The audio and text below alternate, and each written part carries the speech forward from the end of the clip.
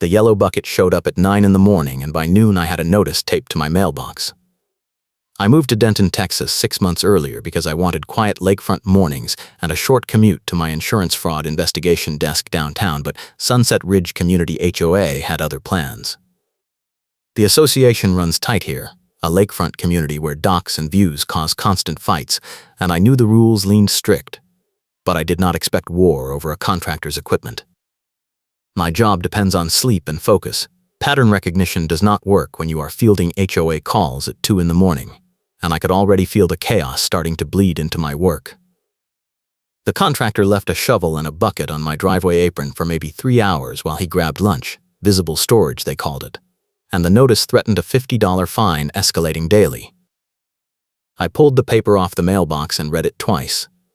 The letter had no signature, just a stamped logo for Sunset Ridge Management Services and a handwritten violation code that did not match anything in the covenant packet I received at closing.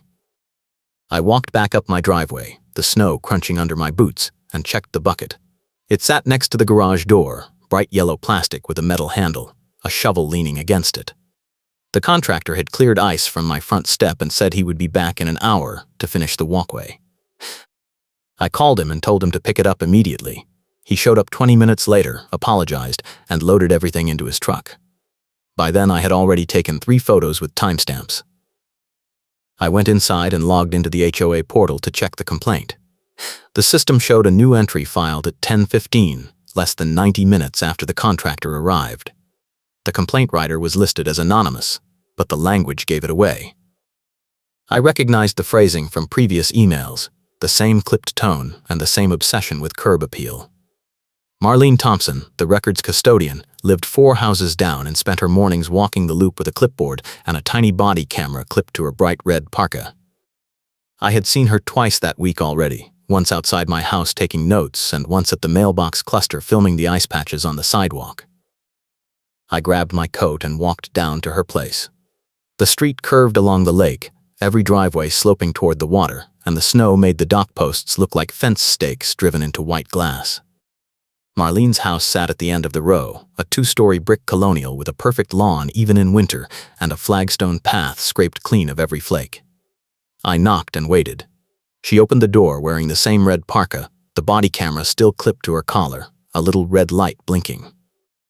She smiled, but her eyes stayed cold. I kept my voice even. I said the contractor was gone and the equipment was removed within the hour. I asked if she filed the complaint. She tilted her head and said, "I am not arguing. I am informing you. The rule is clear. No visible storage of construction materials. The violation occurred, and the notice stands." I pointed out that the rule says 24 hours, and the bucket was there for 3. She said the board interprets storage as any duration visible from the street. She said enforcement is discretionary and based on community standards. Then she said something I knew I would need later. She said, "Everyone hates what you are doing. I am just the one saying it." I gave her a small thank you because she just handed me leverage. I did not argue further. I walked back home and started a file. The next morning I received a second notice. This one referenced a snowman I built with my neighbor's kid 2 days earlier. The snowman sat in my front yard, 3 feet tall, made of clean packed snow with stick arms and a carrot nose. The notice called it a prohibited yard display and demanded removal within 48 hours or face a $75 fine.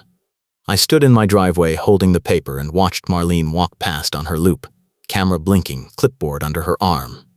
She did not look at me, but I knew she saw me. I pulled out my phone and recorded her passing, timestamp visible. Then I took a photo of the snowman with the lake and the association sign in the background. I called the management company listed on the notices.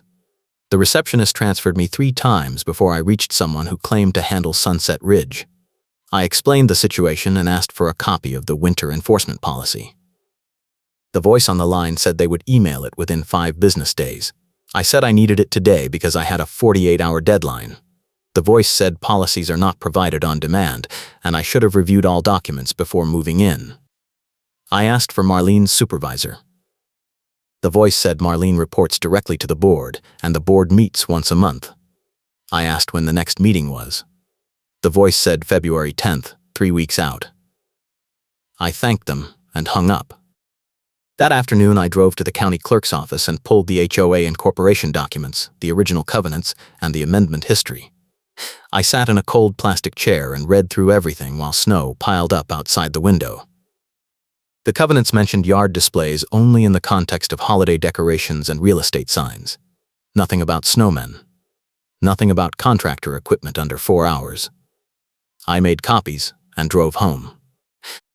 The sun was setting early, and I needed daylight photos before Karen changed the scene, so I pulled into my driveway and started snapping pictures of the entire front yard, the mailbox cluster, the street, and the lake view, all with timestamps and GPS tags embedded. I checked my work email that night and found 2 messages from my boss asking why I missed a call with a client. I had been on hold with the management company during the call window. I wrote back and apologized. Then I stayed up until midnight reviewing fraud case files to make up the time. My focus was slipping. I could feel the HOA chaos leaking into my job, and I knew I had to shut it down fast or risk real consequences at work. The next day, the contractor called and said Marlene contacted him directly and told him he was banned from all Sunset Ridge properties.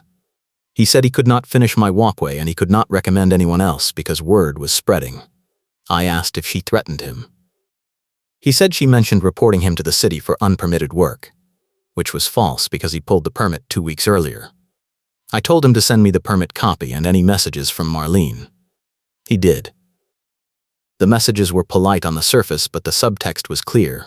Work in Sunset Ridge, and you will have problems.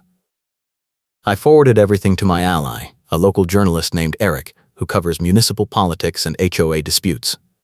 Eric and I went to college together and stayed in touch, and he had explained what proof matters and what does not during a beer meeting the month before. He read the thread and called me. He said Marlene was overstepping badly and I should file a formal dispute with the board, copy the management company, and request a recorded hearing. He also said to document every interaction and never delete anything.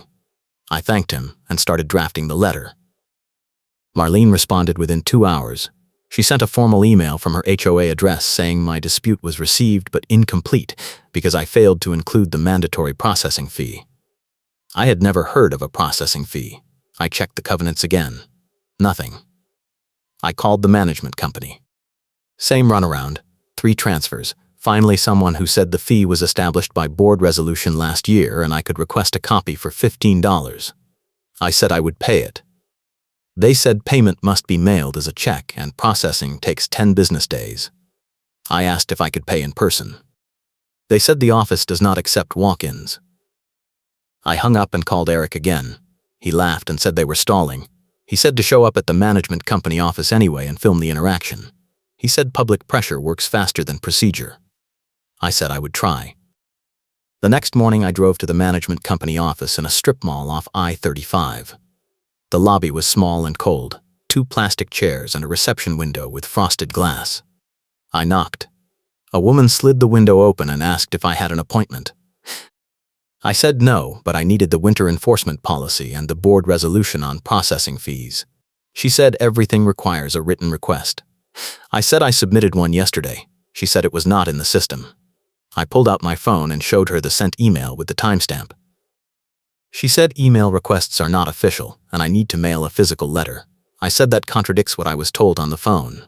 She said she could not help me and closed the window. I stood there for a second, then I pulled out my phone again and started recording. I spoke clearly toward the window and repeated my request, stating my name, my address, and the documents I needed. I said I was recording for my records and I would be filing a formal complaint about the stalling. The window stayed closed. I waited another minute, then I left. The footage was shaky, but the audio was clear. I sent it to Eric with a note saying the management company was refusing access. That night I got home and found another notice on my mailbox. This one said my driveway had ice buildup that violated the safety standards and I had 72 hours to remedy it or face a $100 fine. I walked my driveway in the dark with a flashlight. There was some ice near the curb where melt had refrozen, maybe a patch 2 feet across, same as every other driveway on the block. I took photos and checked my neighbors' driveways. Same ice, no notices. I knocked on the house next door and asked if they received any warnings. The neighbor, a retired teacher named Bob, said no and told me to watch out because Marlene had run off 2 families in the last year with constant complaints. Bob invited me in and showed me a binder he kept. He had been tracking Marlene's complaints for 18 months. He logged every notice, every board vote, every email.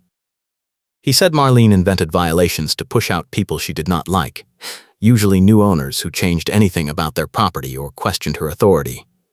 He said the board rubber-stamped whatever she wanted because she handled all the paperwork and they trusted her. He said I should get a lawyer. I said I could not afford that and I worked in fraud investigation. I knew how to build a case. Bob nodded and said if I needed a witness he would show up. The 72-hour deadline landed on a Saturday. I spent Friday afternoon salting my driveway and scraping every inch of ice I could find. Marlene walked past twice, camera running, clipboard out. I waved. She did not wave back. I kept scraping. By the time I finished, the sun was setting early and I needed daylight photos before Karen changed the scene, so I shot a full set showing the clear driveway, the neighbor's ice patches, and the street condition. I uploaded everything to a cloud folder and tagged it with GPS and time data. Saturday morning, the HOA plow came through and clipped the edge of my driveway, cracking the asphalt and shoving a chunk of snow and gravel onto my lawn. I heard the scrape from inside and ran out in time to see the truck disappearing around the curve. I checked the damage. A 6-foot section of the apron was torn up, gravel scattered across the snow, and a deep gouge ran along the concrete edge. I called the management company emergency line. Voicemail. I called the board president, a guy named Tom who lived on the far side of the loop. Voicemail. I took photos and sent them to Eric, then I went back inside and waited. An hour later, Marlene knocked on my door. I opened it and she stood there with her clipboard, camera blinking, and said the driveway damage was my responsibility because I failed to mark the edge with reflectors per the winter maintenance guidelines. I said I never received winter maintenance guidelines. She said ignorance is not an excuse. I said the plow driver was clearly at fault. She said the plow is contracted by the HOA and the contract indemnifies the association from incidental damage. I asked to see the contract. She said it is not available to homeowners.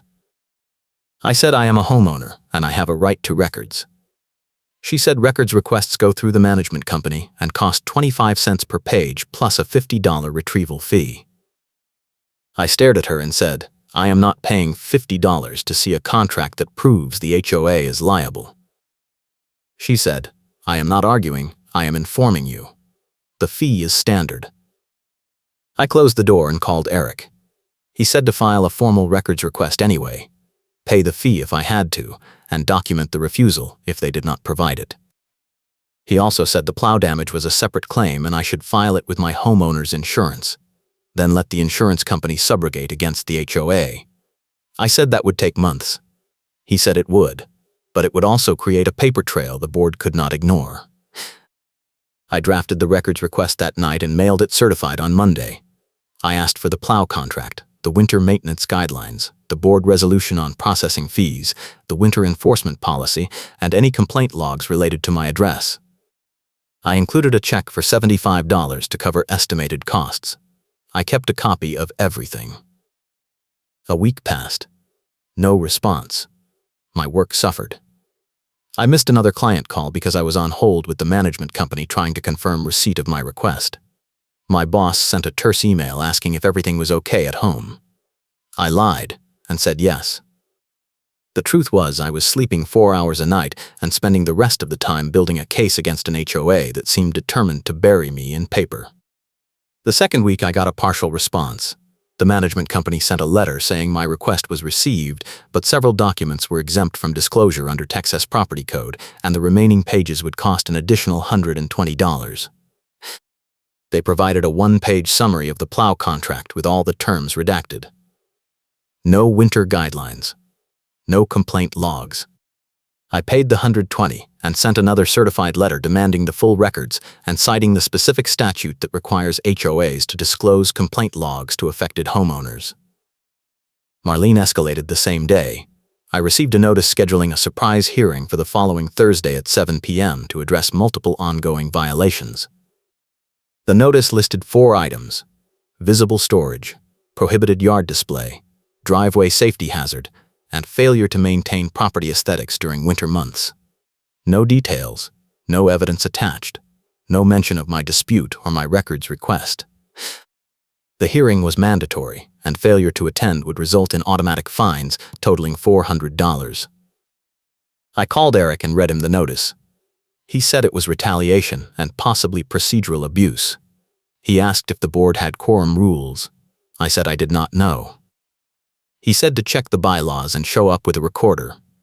He also said to bring a witness and to stay calm no matter what they threw at me. I asked Bob if he would come. He said yes and told me to print his complaint log binder because it showed a pattern. Thursday arrived and I drove to the clubhouse at 6:45. The building sat near the lake entrance, a low brick structure with a meeting room and a kitchenette. I parked and saw Marlene's SUV already there, along with 2 other cars I recognized as board members. I walked in with Bob and my folder of documents. The room was set up like a courtroom, a long table at the front for the board and folding chairs facing them. Marlene sat at the side with her laptop open and her camera still running on her coat. The board president, Tom, sat in the middle looking uncomfortable. The secretary, a woman named Rachel, sat on his left. The treasurer slot was empty. Tom opened the meeting and said we were here to address violations at my property. He said Marlene would present the complaints and I would have 5 minutes to respond. I said I wanted the meeting recorded per open meetings law. Tom said this was not a public meeting, it was an enforcement hearing. I said the bylaws require recorded votes on fines. Tom looked at Marlene. She said the bylaws allow summary enforcement for clear violations and no vote is required. I opened my folder and pulled out the covenant section on enforcement. I read it aloud. It said all fines over $50 require a board vote with at least 2 members present and the vote must be recorded in the minutes. I said the notice claimed $400 in fines and there were only 2 board members in the room, so the hearing was invalid. Rachel looked at Tom. Tom looked at Marlene. Marlene said the fines were cumulative and each individual line item was under $50 when assessed separately. I said that was not how cumulative works and the total is what triggers the vote requirement. Tom rubbed his face and said they would take a recess. They stepped into the kitchenette. Bob leaned over and whispered that Marlene was making it up as she went. I nodded. I could see the pattern. The complaints, the stalling, the surprise hearing, all of it was designed to overwhelm me and force compliance before I could organize a defense. It was the same playbook I saw in insurance fraud cases. Throw paperwork at the target until they give up or make a mistake. Tom and Rachel came back. Tom said they would proceed and I could file an appeal after the hearing. I said that violated due process. Marlene stood and said I was wasting everyone's time, and if I continued to disrupt the meeting, I would be removed. I looked at her camera and said, I am not disrupting anything. I am defending myself, and you are recording this, so I assume you want it on record. Her face went red. She said the camera was for safety and compliance documentation. I said that was fine, and I was also recording. I held up my phone. Tom told us both to sit down. Marlene presented her case. She showed photos of the bucket, the snowman, the driveway ice, and a new claim about my front door wreath being oversized. Every photo was time-stamped and showed her standing in the frame holding a ruler or a measuring tape. She said the violations were clear and ongoing, and the fines were appropriate. She said I had shown a pattern of disregard for community standards, and the board should consider additional penalties. I waited for her to finish, then I stood. I said the bucket was removed in under 3 hours and the rule allows 24. I said the snowman was not a permanent display and melted naturally. I said the driveway ice was addressed immediately and matched the condition of every other driveway on the block. I said the wreath was 30 inches, which was under the 36-inch limit in the holiday decoration amendment. I pulled out photos showing my neighbor's wreaths, several over 40 inches, none with notices. Rachel looked at the photos. She asked Marlene why those properties were not cited. Marlene said she prioritized the most visible violations first. I said my house was 4th from the end of the loop and barely visible from the main road, while 2 of the neighbors with larger wreaths were at the entrance. Rachel did not respond. Tom said the board would deliberate and send a decision within 10 days. I said I wanted the vote recorded now per the bylaws. Tom said they needed time to review. Marlene interrupted and said the bylaws allowed delayed votes for complex cases. I said there was nothing complex about a snowman and this was stalling. Tom said the meeting was over. I left with Bob and we sat in my truck in the parking lot. Bob said the board never voted on the fines, and Karen invented them alone. He said he suspected it months ago, but now it was obvious. He said Marlene had been using the management company to stonewall and lose paperwork repeatedly, and the board either did not know or did not care. I asked how we prove it. Bob said the complaint logs would show it, if we could ever get them. I drove home and checked my mail. Another notice, this one claiming I failed to shovel my walkway within 12 hours of snowfall. The notice was dated 2 days earlier, but I only received it now. I walked my front path. It was clear, salted, and dry. I took photos and added them to the folder. Then I sat down and wrote a long email to the entire board, copied the management company, copied Eric, and attached every photo, every timeline, every contradictory notice. I ended with a demand for an independent audit of all enforcement actions taken in Marlene's name over the last 2 years. Eric called 20 minutes later. He said I just made myself a target and to expect retaliation. I said I was already a target. He said to keep the phone charged and the recorder ready. The retaliation came Sunday morning. I woke up to a tow truck in my driveway. The driver said he had an order to remove my vehicle for expired registration. I went outside in my coat and boots and checked my truck. The registration was current, sticker clearly visible. I showed the driver. He looked confused and called his dispatcher. After a 5-minute hold, he said the order came from Sunset Ridge HOA and listed my plate number, but the complaint said the sticker was missing. I said the sticker was right there. He took a photo and said he would cancel the tow, but I should sort it out with the HOA. He left. I called Tom immediately. Voicemail. I called Rachel. Voicemail. I called the management company emergency line. Voicemail. I stood in my driveway, snow falling lightly, and realized they were trying to cut off my ability to speak by burying me in so many false claims that I could not keep up. I went inside and reviewed everything I had: the time-stamped photos, the complaint logs from Bob, the contractor's permit and Marlene's threatening messages, the footage from the management company lobby, the recording of the hearing. I had pieces, but I needed the thread that tied it all together. I opened my laptop and searched my email for anything from Marlene or the management company. Most of it was procedural garbage, but one thread caught my eye. It was a CC list from 4 months earlier, before I bought the house, discussing a different property owner who had complained about dock access. Marlene was on the CC line along with someone from the management company named Jessica. The thread included internal notes about how to delay the complaint and escalate enforcement to force a sale. I read it 3 times. The emails had headers showing the timestamp, the server route, and the recipient list. It was a smoking gun. Marlene and the management company coordinated harassment. I saved the thread as a PDF, printed 2 copies, and locked one in my file cabinet. Monday, I received a letter from the management company saying my records request was denied because I failed to provide proper identification. I had included my driver's license copy with the original request. I called and asked what other identification they needed. The receptionist said a notarized affidavit of residency. I said that was not in the original requirements. She said requirements updated last month. I asked for a supervisor. She transferred me to voicemail. I drove to a UPS store, printed the affidavit, got it notarized, and mailed it certified same day. Then I called Eric and told him about the email chain. He said that was huge and I should not reveal it until the right moment. He said if I played it too early, Marlene would bury it or claim it was taken out of context. I agreed. I decided to hold it until the next board meeting or until they pushed me into a corner I could not escape. The plow came through again Tuesday night, and this time it clipped my mailbox post, bending it 15 degrees and cracking the wooden support. I filed a damage claim with the management company and sent photos. They replied saying mailbox damage is the homeowner's responsibility per the street maintenance easement. I checked the easement. It said the HOA is responsible for plow damage to permanent structures. I replied with the citation. They said mailboxes are not considered permanent. I replied with the county code definition. They stopped responding. I fixed the mailbox myself Wednesday afternoon. While I was outside, Marlene walked up and said I was performing unapproved exterior work. I said I was repairing damage caused by the HOA plow. She said the plow did not cause the damage, and I had no proof. I pointed to the photos. She said photos can be edited. I said I had timestamped GPS-tagged originals. She said that does not prove causation.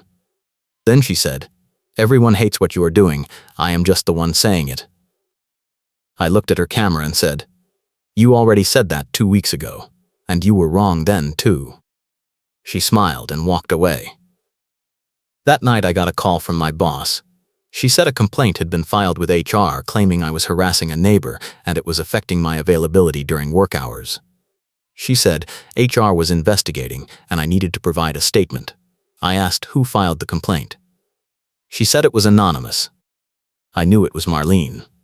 I explained the HOA situation briefly and said I would send documentation. She said to keep it professional and get it sorted fast because my performance reviews were coming up. I hung up and sat in the dark. My job was on the line because the HOA chaos kept interrupting my work and sleep, and now Marlene was attacking my livelihood directly. I knew I had to end it soon, or I would lose everything. The board meeting was set for February 10th, still 10 days out. I could not wait that long. I called Eric and asked if there was a faster path. He said I could demand an emergency session if I had new evidence of fraud or safety risk. I said I had the email chain. He said that would work, but I needed to submit it formally and force their hand. I said I would do it. I wrote a letter to the board that night. I outlined every false notice, every stalled record request, every contradictory enforcement action. I attached the email chain showing coordination between Marlene and the management company. I cited the specific bylaws they violated. I demanded an emergency meeting within 72 hours and said if they refused, I would file a complaint with the Texas Attorney General and provide the records to local media. I sent it certified to every board member, the management company, and Marlene. I copied Eric. The response came in less than 12 hours. Tom called me directly and said the board would meet Thursday night at 7 and I could present my case. He sounded rattled. I said I wanted the meeting recorded. He said it would be. I said I wanted written confirmation. He sent an email an hour later with the date, time, and a note that the session would be audio recorded and minutes would be filed. Thursday, I took a half day off work and prepped my presentation. I printed the email chain, the photos, the timeline, the complaint logs from Bob, the contractor's messages, the video from the management company lobby. I organized everything in a 3-ring binder with tabs. I rehearsed the key points. I checked my recorder and made sure the battery was full. I arrived at the clubhouse at 6:50. The parking lot was half full, more cars than usual. Bob met me at the door and said word got out and several neighbors showed up to watch. We walked in together. The room was packed, at least 20 people in the folding chairs, and the board table had all 4 members present for the first time I had seen. Marlene sat at her side table, camera on, laptop open, face locked in a neutral expression. Tom called the meeting to order and said we were here to address enforcement disputes raised by a homeowner.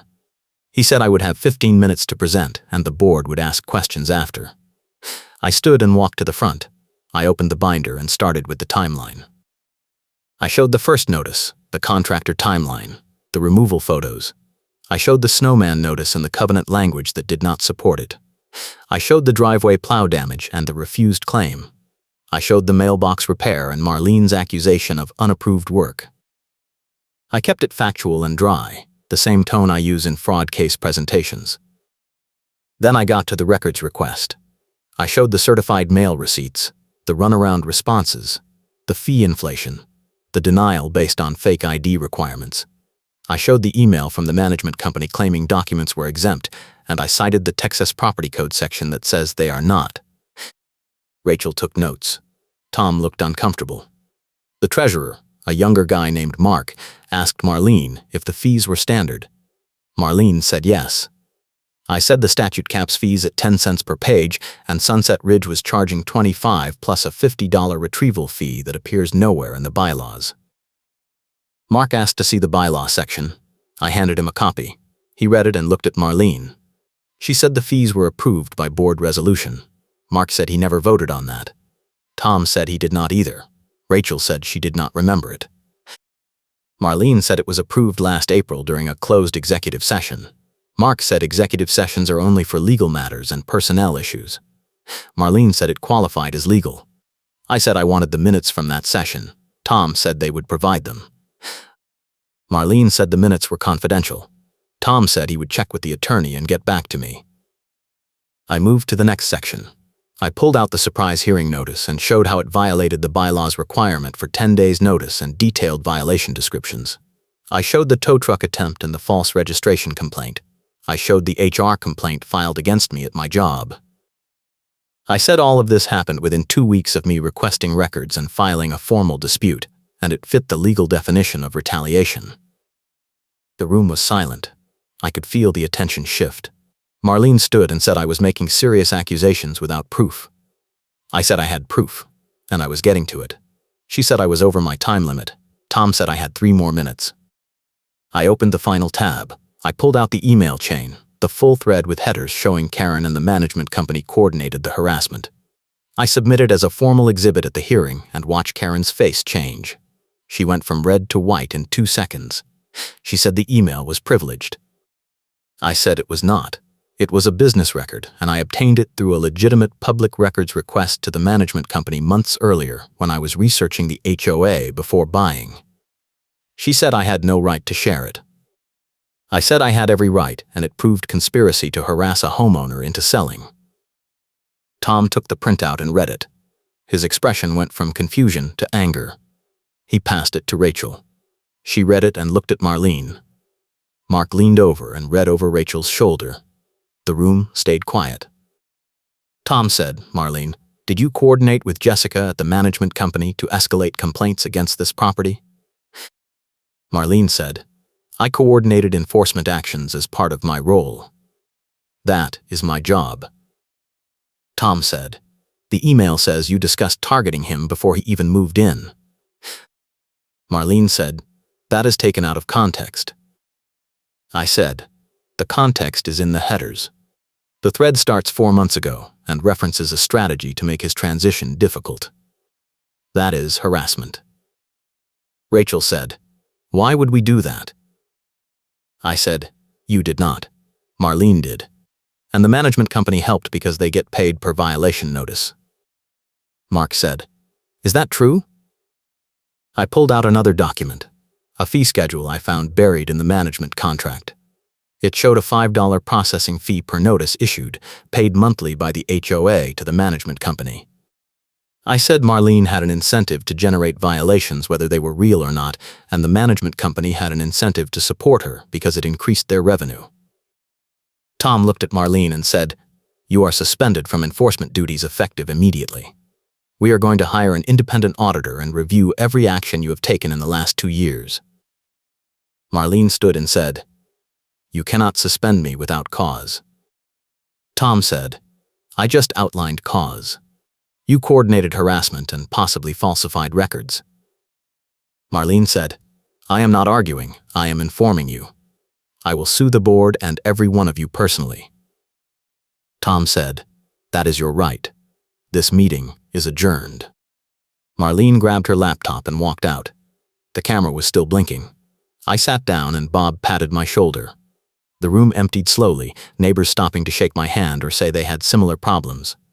One woman said Marlene tried to fine her for a garden hose left out in November. Another guy said she reported his truck for a cracked taillight and called the police. Everyone had a story. The next week, the board hired an attorney to review the complaint logs and the enforcement files. The audit took 3 weeks. The report came back showing Marlene had filed over 200 complaints in 18 months.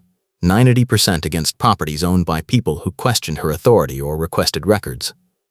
40% of the complaints were unsupported by the covenants. 20% were filed after the alleged violation was already corrected. 10% were completely fabricated. The report recommended terminating her role, refunding all fines issued under her authority, and referring the matter to local law enforcement for potential fraud charges. The board voted to accept the recommendations. Marlene was removed from all HOA roles. The management company was sent a formal notice of contract breach, and the board began the process of finding a new vendor.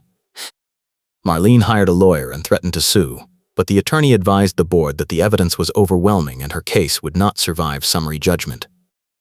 2 weeks later, the Denton Police Department filed charges against Marlene for falsifying documents and theft by deception. The charges covered the fake fines, the fraudulent notices, and the coordination with the management company to extract fees under false pretenses. The board publicly distanced itself in a letter sent to all homeowners, apologizing for the abuse and announcing a full policy review. I got a formal apology from Tom and a refund check for all the fees I paid, including the records request charges. The board also voted to reimburse my mailbox repair and my driveway damage. They asked if I wanted to join the board. I said no, but I would attend meetings and keep them honest. Tom said that was fair. Marlene moved out in April. The house went up for sale and sold in 2 weeks. I never saw her again, but I heard from Bob that she tried to join the HOA board in her new neighborhood and got turned down after someone ran a background check. My job stabilized once the HOA chaos stopped. I caught up on my cases, my boss stopped asking questions, and my performance review came back clean. I stayed in Sunset Ridge and the neighborhood settled into something normal. The new management company was responsive and transparent, the board started posting minutes online, and the complaint process got simplified. People stopped walking around afraid of random notices. I kept the binder on my shelf as a reminder. The tiny body camera Marlene wore over her winter coat turned out to be the detail that mattered most. Because she forgot it recorded her too, and when the police reviewed the footage for the fraud case, they found her rehearsing false complaints into the lens and coordinating talking points with Jessica over the phone. That footage became part of the criminal case, and part of the reason the DA filed charges. Eric wrote a feature story about the case for the local paper. It ran with the headline about HOA accountability and the need for oversight. He quoted me saying that fraud is fraud whether it is an insurance claim or a neighborhood fine, and the same investigative skills apply. The story got picked up by a regional outlet and sparked a state legislator to propose new HOA transparency rules. I do not know if the bill will pass, but at least people are paying attention. I still see the lake every morning and the docks are still a source of minor fights, but the fights are honest now, neighbor to neighbor, no hidden agendas. The snow comes every winter and I shovel my walk and salt my driveway and I do not worry about someone timing me with a stopwatch. The contractor finished my walkway in March and we became friends. He told me Marlene tried to get him banned from 3 other neighborhoods after Sunset Ridge, but the word got out and no one took her seriously. The yellow bucket sits in my garage now, a reminder that small things can spiral if you let them, and that documentation beats anger every single time. I gave her a small thank you, because she just handed me leverage, and I used it exactly when it mattered. The HOA is quiet now. The board works. The rules make sense. And I sleep through the night again. No notices on my mailbox, no tow trucks in my driveway, just the sound of the wind through the trees and the ice shifting on the lake, the way it is supposed to be.